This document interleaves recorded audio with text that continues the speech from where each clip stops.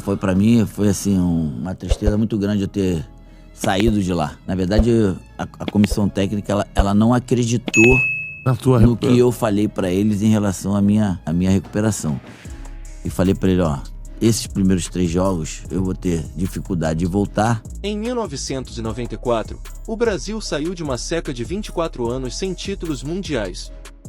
E muito desse título tem um nome: Romário. O jogador foi genial, decisivo, frio, técnico e mortal.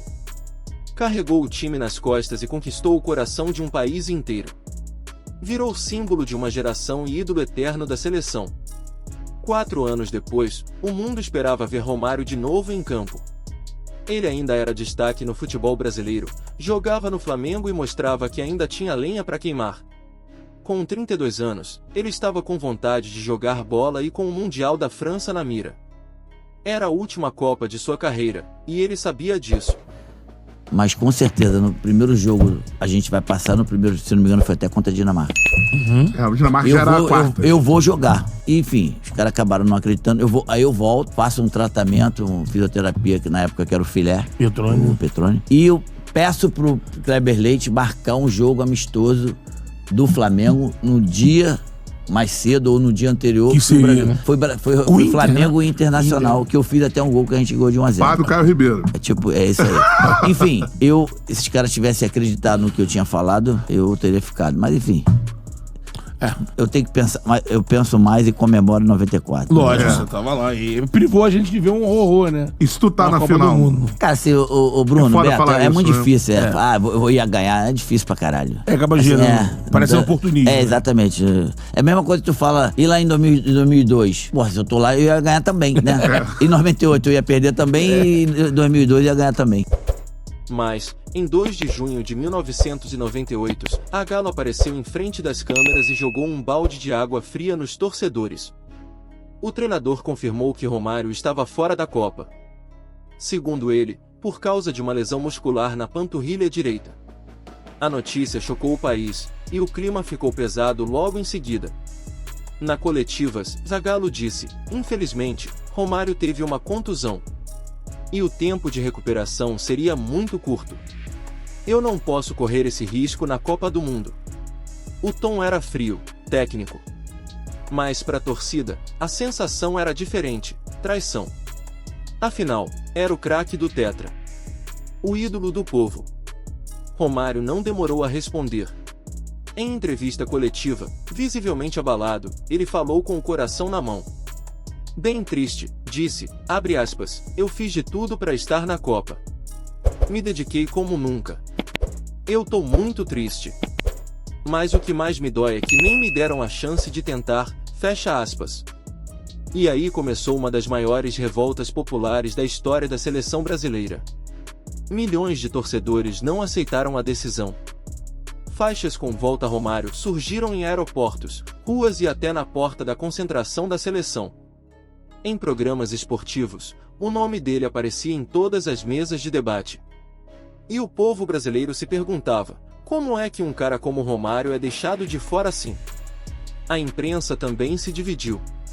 Alguns jornalistas defendiam que Zagallo estava sendo cuidadoso. Mas a maioria caiu matando em cima da decisão. Juca foi direto: se fosse qualquer outro jogador, o corte seria aceitável. Mas estamos falando do Romário. O jogador que ganhou uma Copa praticamente sozinho.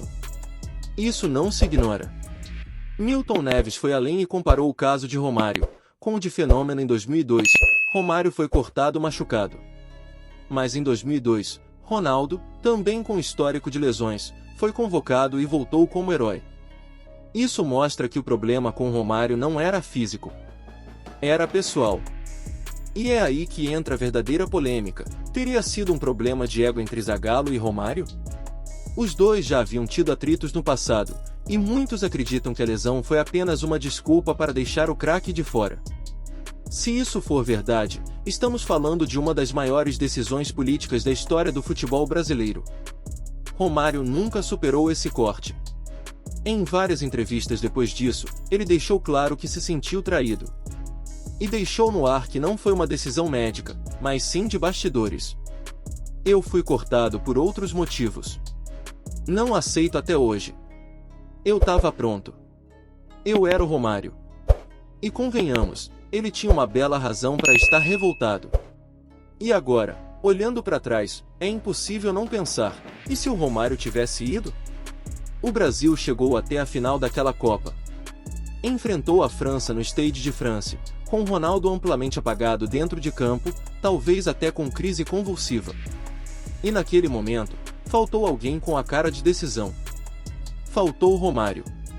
Você consegue imaginar aquele segundo tempo contra a França, com o Romário saindo do banco, pegando uma sobra na área e mandando pro fundo da rede? Eu consigo. Porque esse era o tipo de coisa que só ele sabia fazer. Ele era gênio. E Copa do Mundo se decide em um único lance. Aqui no Papo de Torcedor, a gente fala com o coração. E a verdade é que sim, eu acho que o corte do Romário foi um erro que custou uma Copa. Mesmo no sacrifício, mesmo meia bomba, ele tinha que estar lá. Porque talento assim não se ignora. Talento assim se protege. Se leva. Porque Copa se ganha com um jogador decisivo. E Romário era isso. Claro, Zagallo é uma lenda. Campeão como jogador e treinador. Tem seu nome eternizado no futebol. Mas até os grandes também erram. E nesse caso, eu acredito que ele deixou o emocional pesar. Talvez não tenha perdoado coisas do passado. Talvez tenha se sentido desafiado. E quem pagou o preço, fomos todos nós. A geração de 1998 era promissora e talentosa. Tínhamos Ronaldo, Rivaldo, Bebeto, Cafu, Roberto Carlos, Dunga, Tafarel. Mas faltou aquela peça importante. Aquele cara que não sente a pressão. Que briga, provoca, mas decide. E o Brasil tinha esse cara. Mas deixou ele em casa. O mais engraçado é que, anos depois, o próprio Zagallo admitiu que se arrependeu. Em entrevista ao Globo Esporte, ele comentou: o tempo mostrou que talvez ele pudesse ter ido. Mas naquele momento, eu tomei a decisão que achei mais segura. Só que segurança, às vezes, não ganha Copa. Coragem, sim.